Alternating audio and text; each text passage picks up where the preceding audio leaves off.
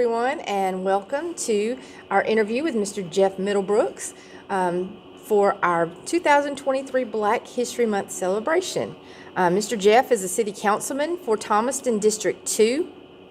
He's currently in his second consecutive term. He's also the athletic superintendent with the Thomaston-Upson Recreation Department, where he has served the youth in our community for over 33 years. Mr. Jeff, welcome to our podcast today. We're glad to have you here. I also want to introduce Mr. Chris Fagan. He is our technical director and our magic behind the scenes. Mr. Chris has a podcast called Talk Your Culture that airs on Mondays at 7 o'clock p.m. Be sure to check him out. It's on Facebook, YouTube, and Instagram.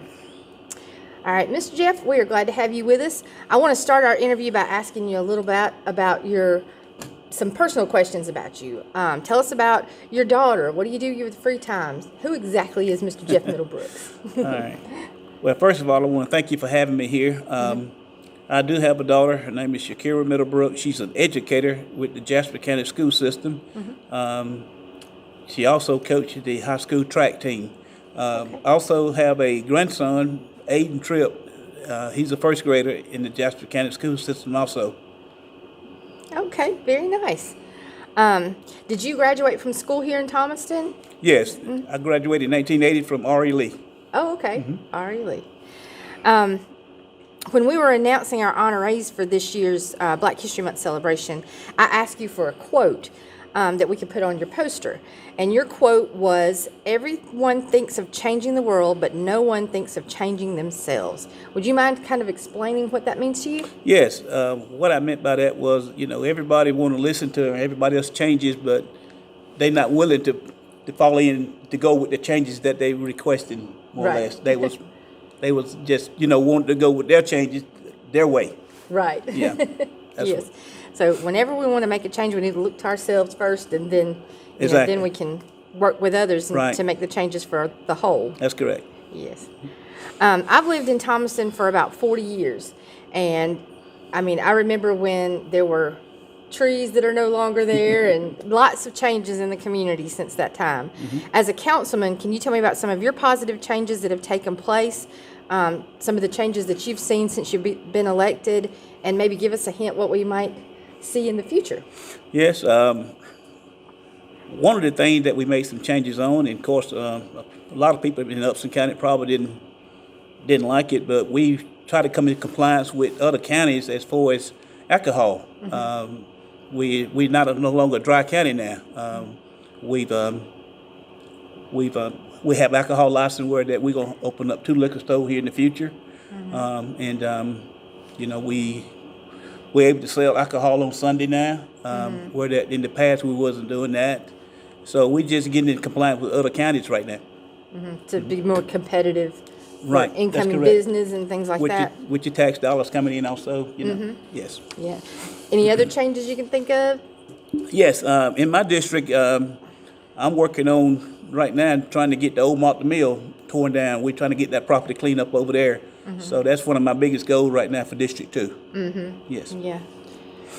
With it being torn down, it came in handy with the filming of the Hunger Games, but that was a one-time event, so it's time to get that cleaned up, It's time to right? get it cleaned up, that's correct. Yes. Yep. You've been with the Civic Center for a long time. Do you have any memories that stick out in your mind that you could share with us? Maybe tell us about some of the young athletes that went through our program that have made sports their career? Yes. Here about 8 years ago, we had a coach pitch baseball team to advance to the World Series out in Mississippi. We went back-to-back year. I can't remember exactly what year it was, but anyway, the first year we went to Laura, Mississippi. The next year we went to Jackson, Mississippi. And that was my first time having a baseball team to advance to a World Series.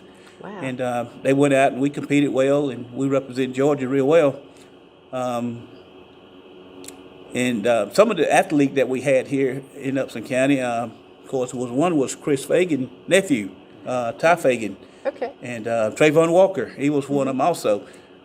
When they was 11 and 12-year-olds, they won back-to-back basketball state champion.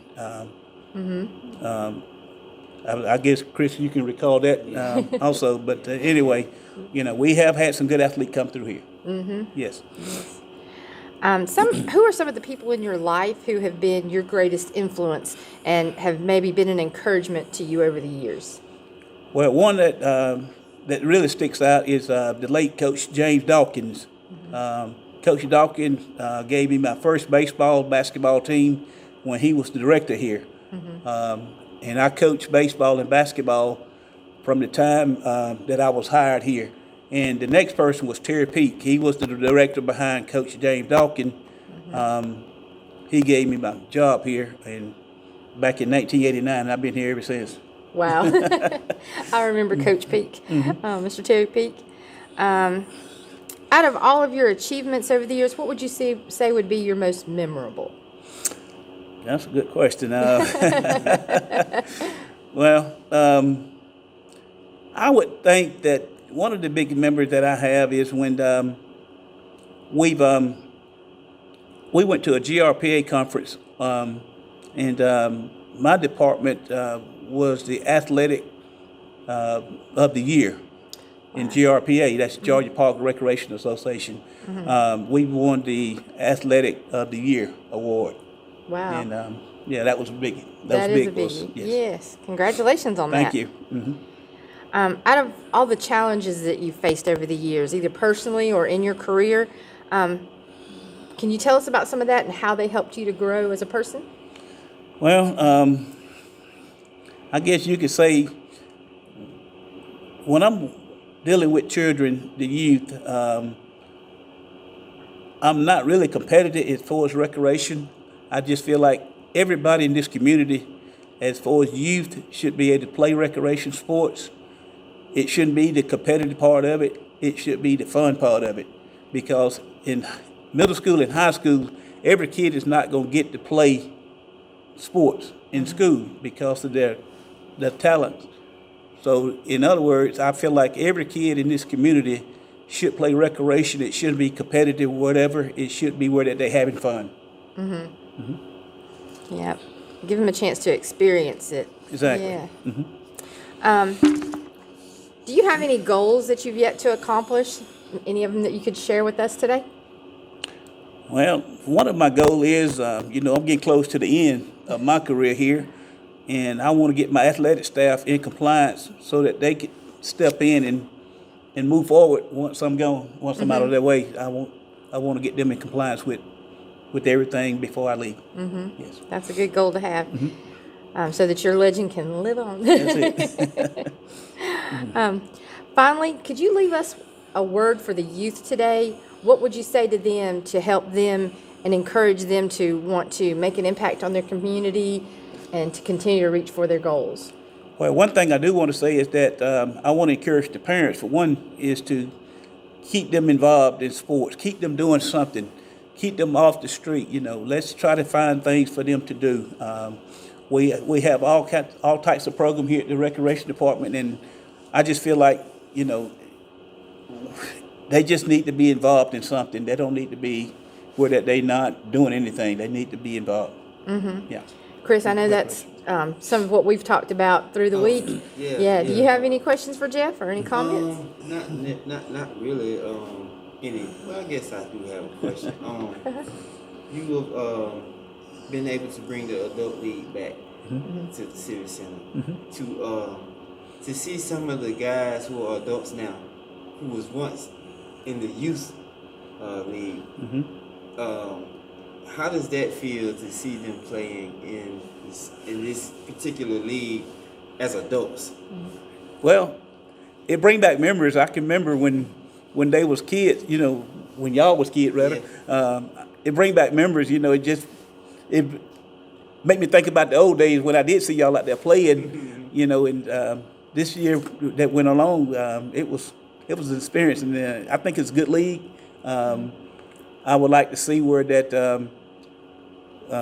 it grow a little bit more because we only had 4 teams in the league at the time, but I think it's going to get bigger. Also, there's one thing I want to say about the kids that's playing now. you know, I see you playing now. Your son is playing. You know, and it's good to see them grow up and come up that way. I have a lot of kids that played in the program 20, 30 years ago. Now they have kids playing in the program, and, you know, and I just like to see that. Yeah. Yeah. Yeah. It's good to see it continue through Right. the generations. That's right. Yep. Well, Mr. Jeff, we do appreciate you coming. Do you have any other comments that you'd like to share with us today? No, ma'am. I just want to thank y'all for having me, and I appreciate the opportunity being a part of your Black History program. Well, we're excited to have you a part of Well, it. thank you. Thank you very much.